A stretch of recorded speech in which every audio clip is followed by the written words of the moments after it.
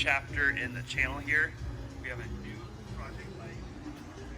And here's my project bike, 2002 RM250. It's in good shape.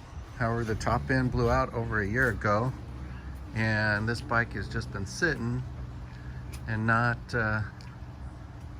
So I figured the contest will give me a timeline in order to get this baby back on the trails.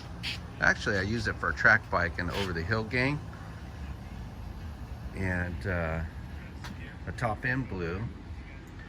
So I did pull it apart and bought parts for it quite some time ago, and nothing's happening.